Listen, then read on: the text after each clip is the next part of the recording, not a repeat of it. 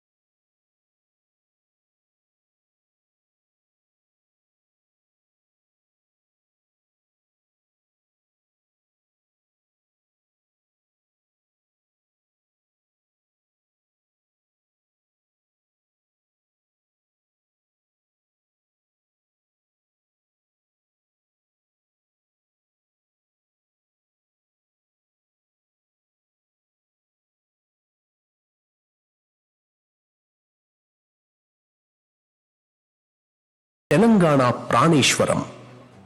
కాళేశ్వరం అంటే మేడి. వాస్తవం ఏంది అంటే దయచేసి కూర్చోండి, ఎవరు లేవకండి దయచేసి, ఇంకా వీడియోలు ఉన్నాయి, ఆగండి. వాస్తవం ఏంది అంటే పైకెళ్ళి నీళ్ళు వస్తున్నాయి, కిందికి గోదావరి నుంచి కిందికి నీళ్లు పోతున్నాయి.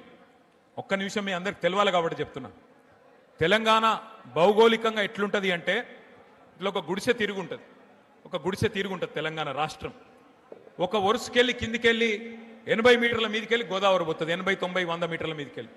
ఇంకో వరుసకెళ్ళి ఇంకో దిక్కుకెళ్ళి కృష్ణా నది 120-130 మీటర్ల మీదకి వెళ్ళి కృష్ణా నది పోతుంది. ఆడికెళ్ళి పైకి నీళ్లు తీసుకుపోవాలి, ఎందుకంటే భూములన్నీ పైన ఉన్నాయి, నదులు కింద ఉన్నాయి. అందుకోసమే కేసీఆర్ గారు కాళేశ్వరం అనే ప్రాజెక్టును డిజైన్ చేసిండు. మరి కాళేశ్వరం అనే ప్రాజెక్టు యొక్క గొప్పతనం ఏంది అంటే ఇళ్ళకెళ్ళి నీళ్లు 3 రకాలుగా తీసుకోవచ్చు. ఇప్పుడు మీ ఎల్లంపల్లె ఉంది, ఇక్కడ ఎల్లంపల్లి నుంచి నీళ్లు పైకి తీసుకొని పోవాలంటే దీనిలో 3 మార్గాలు ఉన్నాయి. మొత్తం కాళేశ్వరం అంటే ఒక బ్యారేజీ కాదు, ఒక రిజర్వాయర్ కాదు. కాళేశ్వరం అంటే 3 బ్యారేజీలు, మేడిగడ్డ, అన్నారం, సుందిల్లా. కాళేశ్వరం అంటే 15 రిజర్వాయర్లు, 19 పంప్ హౌజులు, 21 సబ్ స్టేషన్లు, 100 కిలోమీటర్ల సొరంగ మార్గాలు, 1000 కిలోమీటర్ల ప్రవాహ కాలువలు. మొత్తం కాళేశ్వరం ప్రాజెక్టులో 100 భాగాలుంటే అందులో 1 భాగం మేడిగడ్డ బ్యారేజ్. ఆ మేడిగడ్డ బ్యారేజ్లో కూడా 85 పిల్లర్లుంటే 2 పిల్లర్లు కుంగిన మాట వాస్తవం. మరి ఇవాళ ఈ రాష్ట్ర ప్రభుత్వం చేస్తున్న దుర్మార్గమైన విషయం ఏంటి అంటే మేడిగడ్డ బ్యారేజ్కు కన్నెపల్లి పంప్ హౌస్కు 18.5 కిలోమీటర్ల అంతరం ఉన్నది. మేడిగడ్డ మీదికి, అదే గోదావరి నది మీద మేడిగడ్డ మీదికి మరి 18.5 కిలోమీటర్ల మీద కన్నెపల్లి పంప్ హౌస్ ఉన్నది. అక్కడ కన్నెపల్లి పంప్ హౌస్ కాడ మోటార్లు మంచిగానే ఉన్నాయి, 17 మోటార్లు. మరి ఆడికెళ్ళి 3 టీఎంసీల నీళ్లు రోజుకి ఎత్తిపోయొచ్చు. 3 టీఎంసీల నీళ్ళు అంటే మీరు హైదరాబాద్కి వచ్చినప్పుడు ట్యాంక్ బండ్ చూసే ఉంటారు, హుసేన్ సాగర్లో పట్టేది 1 టీఎంసీ. అంటే రోజుకు 3 హుసేన్ సాగర్లలో పట్టేటన్ని నీళ్లు ఈడికెళ్ళి గుంజతందుకు మోటార్లు, అద్భుతమైన బాహుబలి మోటార్లు కేసీఆర్ గారు పెట్టించింది. ఇలా నేనో మీరో చెప్తలేం, రిటైర్డ్ ఇంజనీర్లు చెప్తున్నారు, ఇప్పుడు సర్వీస్లో ఉన్న ఇంజనీర్లు చెప్తున్నారు. ఏమని చెప్తున్నారు? ఇవాళ కన్నెపల్లి కాడ 94.5 మీటర్ల మీదకెళ్ళి నీళ్లు పోతున్నాయి. అక్కడ 93.5 మీటర్ల దానికి నీళ్లుంటే పంపులు చాలు చేయొచ్చు. మేడిగడ్డ బ్యారేజు అట్లాగే దాన్ని ముట్టకుండా, దాన్ని కనీసం ఏమనకుండా, అక్కడికి ఏం డేంజర్ లేకుండా మీరు నీళ్లు ఎత్తిపోయొచ్చు. ఒకటేసారి అన్నారం, సుందిల్లా, మేడిగడ్డ దగ్గర ఉన్న 3 పంప్ హౌజులు ఒకటేసారి సైమల్టేనియస్గా అంటే సమాంతరంగా సమన్వయంతో నడిపితే బ్రహ్మాండంగా ఎల్లంపల్లికి ఎన్ని నీళ్లు కావాలంటే అన్ని నీళ్లు, రోజుకు 3 టీఎంసీల చొప్పున ఎన్ని నీళ్లు కావాలంటే అన్ని నీళ్లు ఎత్తిపోయవచ్చు అని నేను చెప్తలేను, రిటైర్డ్ ఇంజనీర్ల బృందం, శ్యామ్ ప్రసాద్ రెడ్డి గారి బృందం చెప్తున్నది. ఇవాళ ఎల్లంపల్లిలో 7 టీఎంసీల నీళ్లు మాత్రమే ఉన్నాయి. నిన్న భగవంతుడు కరుణించి వాన పడ్డది, వాన పడాలనే మొక్కుదాం.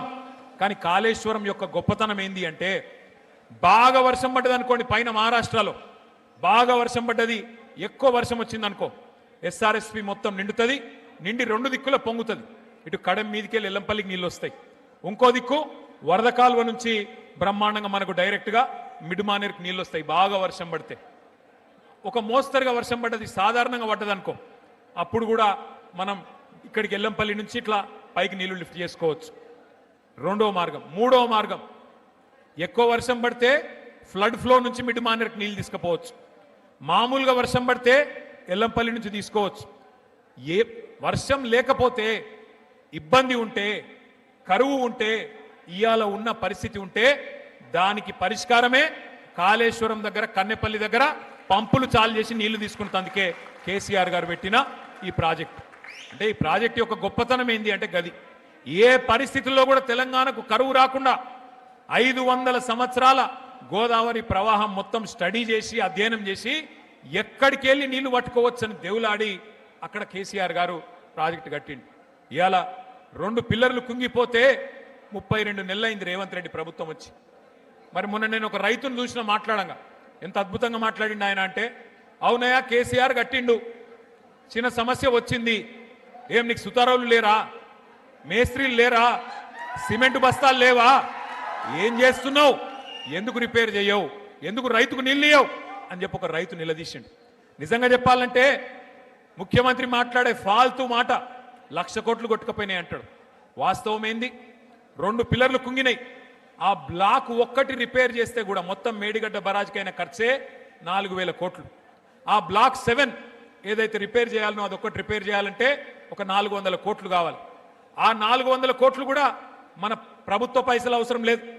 ఎల్ఎన్టీ అనే కంపెనీ మేమే కడతాం, మేమే పెడతాం, మీ పైసనే వద్దు అని ఉత్తరం రాస్తే కూడా ఈ మూర్ఖపు ముఖ్యమంత్రి ఎక్కడ మళ్ళా నేను ఇన్ని రోజులు చేసిన ప్రచారం, రాహుల్ గాంధీని తీసుకొచ్చి చూపెట్టిన సినిమా, నేను దొంగనని మళ్ళా దొరికిపోతా అని చెప్పి ఆ ఎల్ఎన్టీ కంపెనీని కూడా బెదిరించి ఎలగొట్టిండు తప్ప 32 నెలలే దాన్ని ముడతలేడు.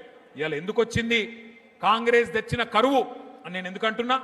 గోదావరిలో నీళ్లుండి ఎల్లంపల్లికి నీళ్లు దాసుకురాలని నీళ్లు ఎత్తిపోయలేని అసమ